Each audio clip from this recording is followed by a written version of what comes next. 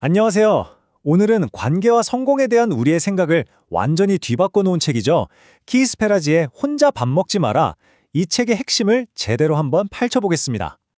자, 이걸로 한번 시작해 볼까요? 혹시 네트워킹, 이 단어만 들으면 좀 불편하고 어색하게 느껴지시나요? 만약 그렇다면 여러분 혼자만 그런 게 아니에요. 근데 만약에 우리가 이걸 완전히 잘못 생각하고 있었다면 어떨까요? 이 문구처럼 말이죠. 진짜 100권의 책보다 단 한 사람과의 만남이 우리 인생을 바꿀 수도 있거든요. 페라지는 바로 이 진정한 인간관계가 우리가 가진 가장 강력한 무기라고 말합니다.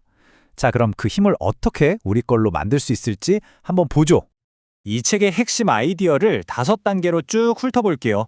혼자라는 착각을 깨는 것부터 시작해서 먼저 베푸는 마음가짐, 그리고 실제 써먹을 수 있는 기술들, 나만의 브랜드를 만드는 법, 그리고 마지막으로 이 모든 게 모여서 만드는 공동체의 힘까지요. 바로 첫 번째 이야기부터 시작해볼까요? 네, 첫 번째 주제입니다. 혼자라는 신화. 그러니까 혼자 해내겠다는 생각이 왜 가장 큰 실수인지에 대한 이야기죠. 저자인 피스페라지는 이걸 아주 어릴 때부터 깨달았다고 해요. 그의 인생 여정이 바로 이 슬라이드에 담겨 있는데요. 정말 드라마 같죠? 펜실베이니아의 작은 탄광촌에서 태어났는데 골프장 캐디로 일하면서 성공한 사람들이 서로 어떻게 돕고 또 어떻게 연결되는지를 바로 옆에서 지켜본 거예요. 그리고 나중에 하버드에 가고 CEO가 되면서 확신하게 되죠. 아, 저 사람들의 진짜 힘은 돈이나 지위가 아니라 바로 사람들, 즉 인맥이구나. 가난이라는 게 단순히 돈이 없는 상태가 아니라 나를 끌어줄 사람들로부터 고립되는 거라는 걸 아주 뼈저리게 느낀 거죠. 그래서 그의 인생을 관통하는 신념이 바로 이거였습니다.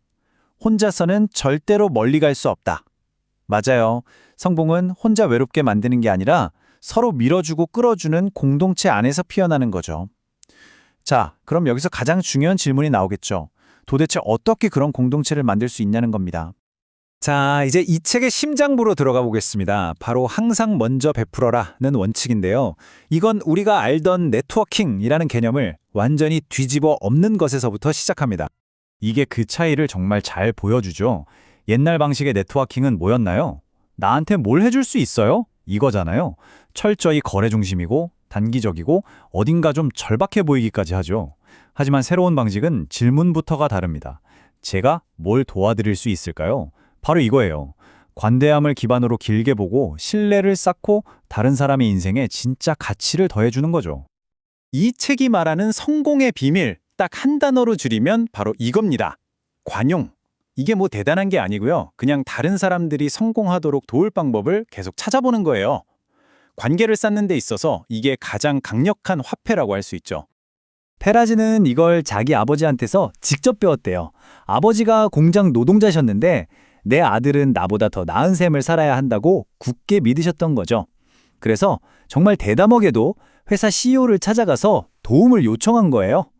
결과가 어땠을까요? 그 CEO라 페라지를 명문사립학교 장학생으로 추천해줬습니다. 이 유라가 주는 교훈이 뭘까요? 베푸는 것도 중요하지만 때로는 도움을 요청할 줄 아는 용기도 필요하다는 겁니다. 관용은 일방통행이 아니니까요. 자, 이제 마음가짐은 됐고 그럼 이제 실전으로 들어가 봐야겠죠? 구체적으로 어떤 도구들을 써서 관계를 만들어 나갈 수 있는지 그 실용적인 기술들을 한번 살펴보겠습니다. 페라지는 모든 만남을 이렇게 3단계로 쪼개서 생각하라고 조언합니다. 첫째, 만나기 전. 이게 진짜 중요한데요. 미리 그 사람에 대해 알아보는 숙제를 하라는 겁니다. 둘째, 만나는 동안. 그냥 날씨 얘기 같은 거 말고 진짜 공통 관심사를 찾으려고 노력하는 거죠. 그리고 마지막 셋째, 만난 후. 이게 사실 가장 중요하면서도 대부분이 놓치는 부분인데 바로 후속 조치입니다. 바로 이 숫자 24. 이게 바로 골든타임입니다.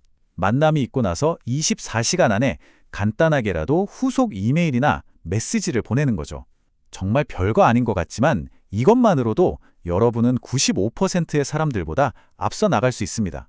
스쳐 지나갈 인연을 진짜 관계로 만드는 마법의 24시간인 셈이죠.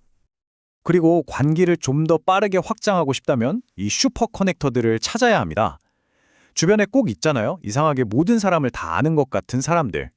이 슬라이드에 나온 것처럼 식당 사장님이나 헤드헌터, 기자 같은 분들이요. 이런 분들은 말 그대로 사회적 네트워크의 허브 역할을 하기 때문에 이들과 연결되면 여러분의 세상이 기하급수적으로 넓어질 수 있습니다.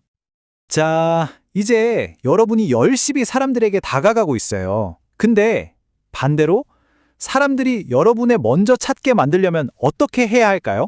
바로 여기서 개인 브랜딩이라는 개념이 등장합니다. 시작은 이른바 공항 테스트라는 것에서부터입니다. 질문은 아주 간단해요. 만약 내가 이 사람이랑 공항에 몇 시간 동안 갇히게 된다면 과연 즐거울까? 여러분 스스로에게 한번 물어보세요. 나는 과연 다른 사람에게 그런 존재일까요?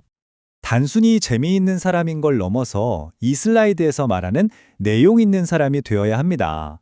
즉, 나만의 독특한 관점이나 전문 지식이 있어서 다른 사람에게 실질적인 가치를 줄 수 있는 사람이 되어야 한다는 거죠. 그럼 그런 전문성은 어떻게 만드느냐? 이것도 아주 체계적인 방법이 있습니다. 첫 번째, 자기 분야를 미친 듯이 공부하세요. 두 번째, 그렇게 쌓은 주식을 그냥 나열하는 게 아니라 나만의 메시지로 종합하는 겁니다. 그리고 마지막으로 블로그든 강연이든 뭐든 그걸 세상과 적극적으로 공유하는 거죠. 여러분 자신이 바로 그 지식의 원천이 되는 겁니다. 자, 이렇게 열심히 관계를 맺고 스스로를 브랜딩하고 이 모든 것들이 결국 어디로 향할까요? 바로 마지막이자 가장 중요한 보상, 공동체의 힘입니다. 이게 왜 연결된 삶의 최종 목표인지 한번 보시죠. 이 문장이 모든 걸 말해줍니다. 21세기는 더 이상 혼자 잘난 영웅의 시대가 아니에요. 공동체 그리고 협력의 시대입니다. 낡은 개인주의 모델은 이제 끝났다는 거죠. 미래는 함께 무언가를 만들어 나가는 사람들의 것이 될 겁니다. 궁극적인 목표는 단순히 성공하는 게 아닙니다. 이 멋진 비유처럼 인생은 한 조각 한 조각 이어 만든 퀼트 같은 거예요. 내가 도와준 사람들, 또 나를 도와준 사람들과 함께 내 삶을 한 땀 한 땀 엮어 나가면서 그 안에서 진짜 의미와 사랑, 그리고 풍요로움을 발견하는 것. 바로 그게 이 책이 말하는 최종 목적지입니다. 네, 여기까지가 혼자 밥 먹지 마라의 핵심 내용이었습니다. 이제 이 아이디어들을 여러분의 삶에 직접 적용해 볼 차례겠죠? 그래서 마지막으로 이 질문을 던지면서 마무리하겠습니다. 여러분은 오늘 누구와 함께 하시겠습니까?